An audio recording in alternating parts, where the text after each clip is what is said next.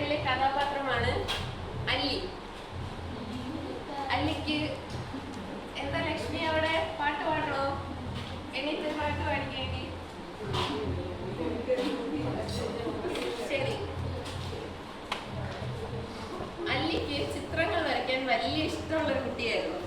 പെയിന്റിങ്ങും എല്ലാം വളരെ മനോഹരമായി ചെയ്യുമായിരുന്നു.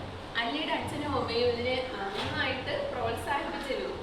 അതുകൊണ്ട് തന്നെ ഒത്തിരി കളർ പെൻസിലുകളും പെയിന്റുകളും ചിത്രം വരയ്ക്കാനുള്ള പുസ്തകങ്ങളും എല്ലാം അല്ലിക്ക് വാങ്ങി നൽകിയിരുന്നു. അങ്ങനെ അല്ലിക്കൊരു സ്വഭാവമുണ്ട്. രാത്രികാലങ്ങളിൽ ആകാശത്തെ നോക്കിയിരിക്കുക, നക്ഷത്രങ്ങളെയും ചന്ദ്രനെയും ഒക്കെ ഇങ്ങനെ നോക്കിയിരിക്കുന്ന ഒരു സ്വഭാവമാണ്. നിങ്ങൾക്ക് അങ്ങനെ ഒരു ശീലമുണ്ടോ? ഇഷ്ടമാണോ ചന്ദ്രനെയൊക്കെ? ശരി.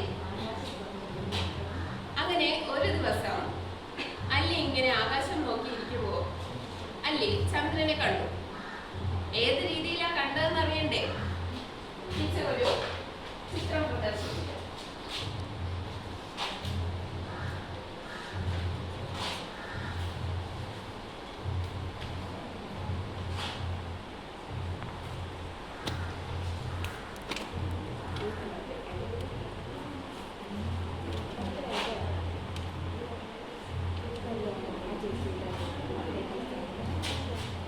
ഇതുപോലെ തേങ്ങാപ്പൂളിന്റെ ഷേപ്പിലാണ് അല്ലി എന്ത് കണ്ടത്? ചന്ദ്രനെ കണ്ടത്. ഇത് മാത്രമേ കണ്ടുള്ളൂ, മനസ്സിലായോ? പിറ്റേ ദിവസമായപ്പോഴോ ചന്ദ്രൻ കുറച്ചുകൂടി വലുതായി. എങ്ങനെയായി? ഈ രീതിയിലായി. അടുത്ത ദിവസം ഈ രീതിയിലായി ചന്ദ്രൻ. കുറച്ച് കഴിഞ്ഞ് ഇങ്ങനെ വലുതായി വന്നു. മനസ്സിലായോ? അങ്ങനെ വലുതായി ഒരു പൂർണ്ണചന്ദ്രനായി മാറി.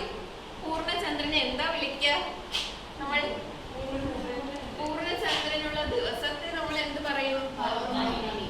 Very good. പൗർണമി ദിവസം അല്ലി വീട്ടിന്റെ മുറ്റത്തേക്ക് ഇറങ്ങി. അപ്പോൾ അല്ലിയുടെ മുറ്റം നിലാവിന്റെ വെളിച്ചത്തിൽ നല്ല വ്യക്തമായി കാണുമായിരുന്നു, മുറ്റത്തെ ചെടികളും ഒക്കെ. അങ്ങനെ അല്ലി ആകാശത്തേക്ക് നോക്കിയപ്പോൾ അല്ലി കണ്ട കാഴ്ച എന്താണെന്ന് അറിയണ്ടേ? നമ്മുടെ ചന്ദ്രൻ ഈ രീതിയിലേക്ക് എത്തിയിട്ടുണ്ടായിരുന്നു. നോക്കൂ, ചന്ദ്രന്റെ നിലാവ് അല്ലിയുടെ മുഖത്തേക്ക് അടിച്ച് അല്ലിയുടെ കണ്ണുകൾ നന്നായി തിളങ്ങുന്നുണ്ടായിരുന്നു.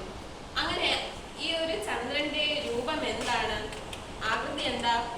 കൃതിക പറഞ്ഞേ. സർക്കിൾ. സർക്കിളിന്റെ മലയാളം എന്താ? Very good. അങ്ങനെ അല്ലി വളരെ വലിയൊരു ചിത്രകാരിയാണല്ലോ. അല്ലി ഇതിനെ തന്റെ ചിത്രം വരയ്ക്കുന്ന പുസ്തകത്തിലേക്ക് ഇത് വരയ്ക്കാനായിട്ട് തീരുമാനിച്ചു. അങ്ങനെ അവളൊരു കാർഡ്ബോർഡ് എടുത്ത് അതിനകത്ത് പെയിന്റ് ചെയ്തു. വളരെ മനോഹരമായി പെയിന്റ് ചെയ്തു. അപ്പോൾ അവൾക്ക് തോന്നി, ഇതിന്റെ പിൻഭാഗത്ത് കാർഡ്ബോർഡിന്റെ ആ ഒരു കളറാണല്ലോ, അവിടെ കൂടെ ഒരു വർണ്ണ കടലാസ് ഒട്ടിച്ചാലല്ലേ ഇത് വളരെ മനോഹരമായി മാറുകയുള്ളൂ അല്ലേ? അപ്പോ വർണ്ണക്കടലാസ് ഒട്ടിക്കാൻ അവൾ തീരുമാനിച്ചു. എത്ര സ്ഥലത്ത് വർണ്ണക്കടലാസ് ഒട്ടിക്കണം എന്ന് നമുക്ക് എങ്ങനെ അറിയാം? വൃത്തമാണല്ലോ. വൃത്തത്തിന്റെ എത്ര സ്ഥലത്ത് ഒട്ടിക്കണം എന്നുള്ളത് എങ്ങനെ കണ്ടുപിടിക്കാം?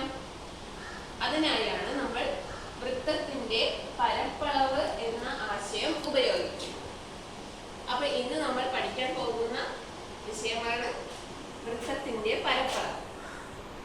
നമുക്ക് പഠിച്ചാലോ?